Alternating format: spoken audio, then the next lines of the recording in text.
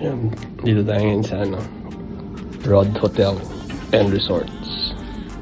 Dito sa Moncton, New Brunswick, Canada. Room tour mo kayo. Very short lang. Yun. So pagpasok natin, yun. Ito kagad bubungan. So ito, may lagayan ng sapatos dyan. Oh, may kabayo si Mayor. May pa-planter si Mayor. I think ano to? Comforter. Then dito kagad yung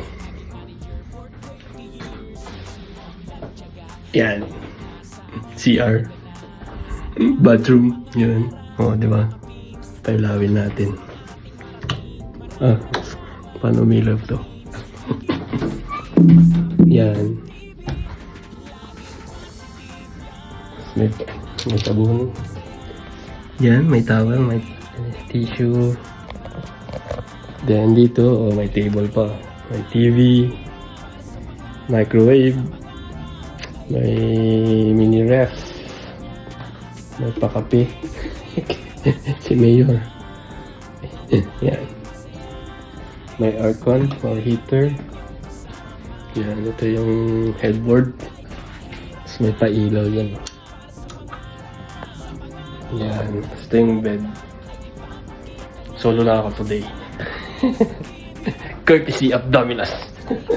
So meron kasing event ang mga GMs sponsored by Dominos Canada dito sa buong Atlantic provinces, New Brunswick, Moncton, and PEI. I don't know kung kasama kung may Dominos na sa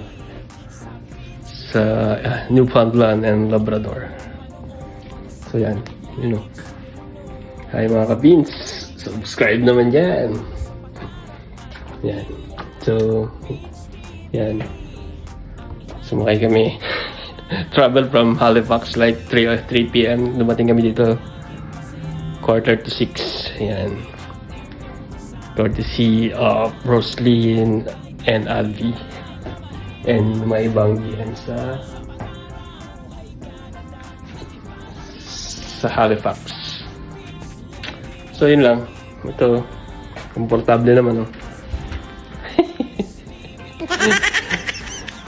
So meron pala dito. Pakita ko yung view from outside. May static. Yan, oh. Ito makikita nyo. Yan, tas dun. So yun lang. Salamat and see you sa next one mga kapins. Pahinga muna tayo.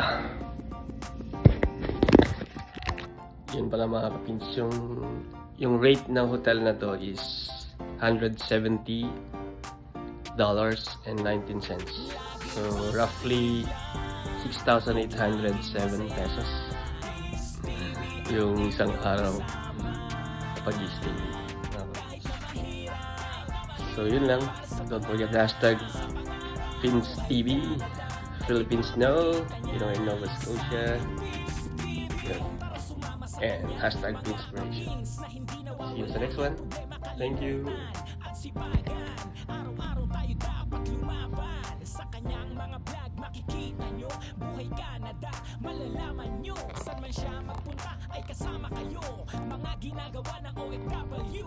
Dating crew sa Jollibee store, naging manager for 20 years. Nagsikap, nagtiyaga at ngayon nasa Canada na. Taasan lang ang pangarap mga kapins para mataas din ating marating.